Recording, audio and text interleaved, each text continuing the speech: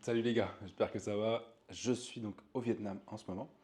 Et regarde, je vais te montrer un truc avant de faire la vidéo pour de vrai. Regarde, ça là, c'est l'enfer. Le gars qui a designé cette chaise n'a jamais marché à côté de cette putain de chaise. Pourquoi? Parce que regarde les pieds là, regarde comment ils se déportent là. Je me pète les orteils sur cette putain de chaise 2 à 3 fois par jour. Et en plus, c'est du vrai bois d'arbre, donc du vrai bois bien dur. Et tu vois, regarde, comment elle se déporte là, c'est un délire. Ça me fait trop mal à chaque fois. Et c'est vraiment naze. Voilà pour cette petite complainte de la chaise. Euh, Hier, j'ai pas pu mettre en ligne ma vidéo, je l'ai faite. Mais ici, le Wi-Fi de l'hôtel est vraiment naze, ce qui fait que j'ai pas pu la porter sur YouTube. Donc il faudra que j'aille dans un café aujourd'hui pour importer la vidéo d'hier et la vidéo d'aujourd'hui. Ce matin, je me faisais une réflexion sur le fait d'entreprendre en France parce que j'ai rencontré un Français qui est expatrié maintenant à Bangkok et qui a plusieurs boîtes, a travaillé très fort et qui aujourd'hui a, a réussi dans ses activités.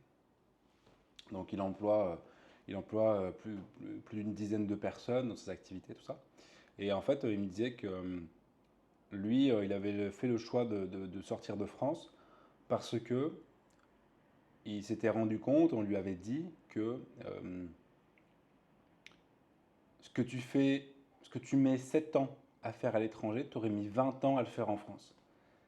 Et il m'a dit, voilà, il y a des études qui sont, il m'a dit, il y a des études qui sont sorties, qui ont montré ça, donc j'ai pas vu les études, il faudrait que je les trouve.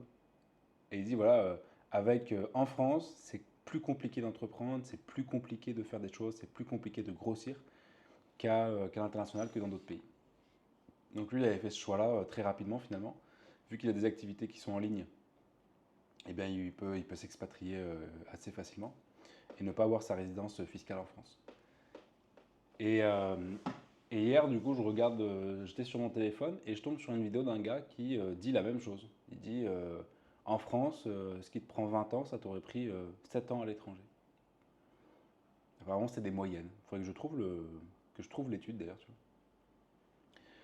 Et, euh, Et du coup, bah, ça me fait cogiter de fou, tu vois. Et c'est déjà un truc auquel j'avais pensé. Et il semble vraiment difficile d'entreprendre en France.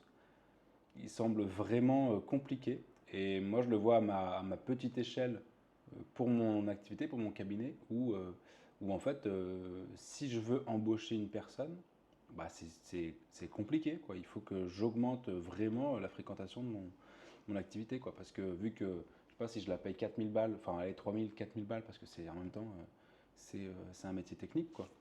Et bah, il faut que j'en sorte entre 6000 et 8000 avec ma boîte, quoi. Du coup, ouais, c'est compliqué. Et même, en fait, ici, par exemple, là, il y a des ostéopathes ici, il y a des chiropracteurs. Et, euh, et en fait, ils ont le praticien et à côté, ils ont plein de staff. Ils ont des personnes qui bossent pour eux, tu vois. Euh, enfin, avec eux. Et qui font les massages, qui font la lumière rouge, qui font plein de trucs, tu vois. Et du coup, bah, c'est vachement bien, tu vois, en termes de prise en charge, prise en charge, c'est super bien. Et moi, j'avais réfléchi en France et tout, mais en France, ouais, c'est compliqué à mon avis, quoi. Donc voilà, ce matin, je me faisais cette réflexion-là de est-ce que, et c'est vraiment dommage, tu vois, parce que c'est cool quand même, tu vois. J'aurais bien aimé bah, pouvoir me développer vraiment dans le pays où je suis né, mais enfin, pour l'instant, j'ai pas été encore trop confronté à ça, mais j'ai l'impression en tout cas que ça a l'air d'être compliqué.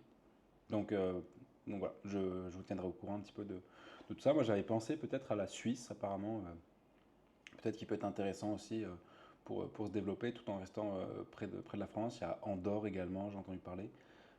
Luxembourg, voilà. C'est des pays quand même qui sont limitrophes et, euh, et qui ont l'air sympas pour se développer. La seule, euh, la seule contrainte que j'ai, c'est que moi, mon activité, elle est en physique. C'est-à-dire que j'ai un cabinet et je suis obligé d'être en présentiel pour accompagner les gens. Euh, donc il y a ce truc-là. Et ouais, ça m'avait vraiment marqué cet entrepreneur qui me disait il avait dû, enfin, il est sorti de la France et que voilà, en 7 ans à l'étranger, tu aurais mis 20 ans pour le faire. Et le truc, c'est que je le vois passer plusieurs fois par plusieurs personnes. Donc ça m'a interrogé un petit peu. Et ouais, il y a vraiment ce truc de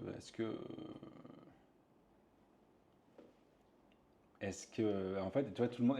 Ce qui est fou, c'est que tout le monde le dit, hein, à partir du moment où les mecs ils commencent à faire vraiment de l'argent, ils se barrent, quoi.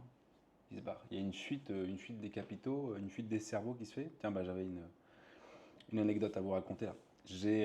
En parlant de fuite des cerveaux et des capitaux, au cabinet, un jour, il y a un gars qui vient et sa fille, elle fait des études en robotique, intelligence artificielle robotique. Et un super niveau, hein, vraiment top niveau, des études de ouf et tout, tu vois.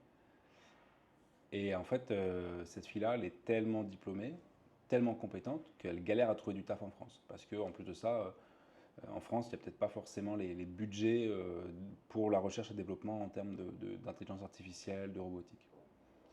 Et en fait, elle galère à trouver du boulot. Alors qu'elle est super douée, tu vois, parce que le père me raconte. Et je lui dis, mais peut-être que si elle va aux États-Unis, peut-être que si elle va aux États-Unis, peut-être en Chine, je ne sais pas si elle peut travailler facilement, mais en Chine, aux États-Unis, il y a forcément des pays euh, qui ont envie en tout cas d'avoir ses compétences, qui ont envie d'avoir son savoir-faire et ses connaissances.